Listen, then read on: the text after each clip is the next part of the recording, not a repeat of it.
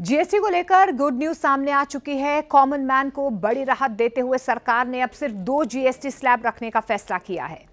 दरअसल आपको बता दें, जीएसटी काउंसिल की 56वीं बैठक बुधवार को नई दिल्ली में हुई। वित्त मंत्री निर्मला सीतारमण की अध्यक्षता में हुई इस बैठक में कई प्रस्तावों पर मुहर लगी।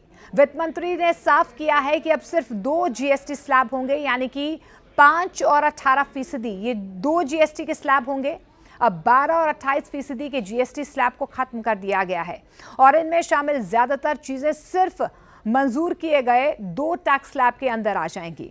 इसके चलते कई सामान सस्ते हो जाएंगे। हालांकि टोबैको और हानिकारक वस्तुओं के लिए एक अलग स्लैब को मंजूरी मिली है, जो 40% का बताया जा रहा है।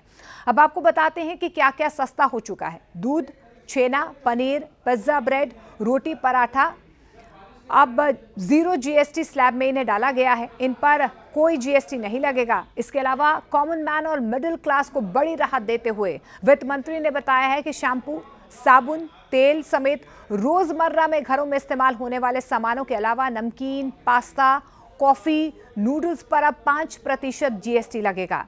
इसके अलावा कार, बाइक, सीमेंट पर अब 28% की जगह 18% टैक्स लागू होगा।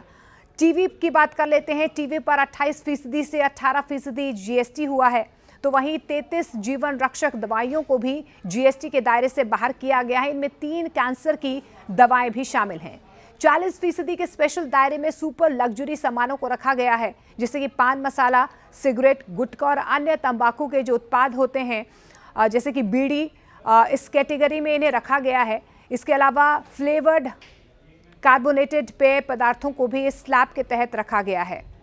देखिए, वित्त मंत्री निर्मला सीतारमण ने जीएसटी बैठक में लिए गए फैसलों के बारे में जानकारी देते हुए कहा है कि हमारा फोकस देश के आम यानी कि कॉमन मैन पर था। किसानों से लेकर लेबर तक को ध्यान में रखते हुए स्लैब कम करने को मंजूरी दी गई है और बैठक में शामिल सभी राज्यों के वित्त मंत्रियों ने इस फैसले का समर्थन किया है। समय की मांग को समझते हुए सभी ने इस प्रस्ताव को मंजूरी देने में अपनी पूरी सहमति जताई है।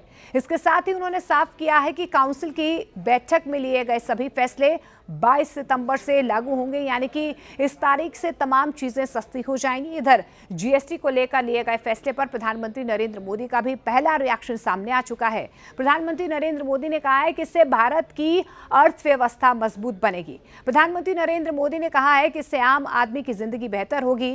किसानों, एमएसएमई सेक्टर, मिडिल क्लास को सीधे तौर पर फायदा होगा। भारत की अर्थव्यवस्था मजबूत बनेगी। गौरतलब है कि प्रधानमंत्री नरेंद्र मोदी ने बीते 15 अगस्त को जीएसटी रिफॉर्म को लेकर एक बहुत बड़ी घोषणा की थी, जिसके बाद ये पहली काउंसिल की बैठक थी जिसमें बड़े फैसले लिए गए हैं। जीएसटी को लेकर एक गुड न्यूज सामने आई है, जिससे आम जनता को सीधे तौर पर राहत दी गई है।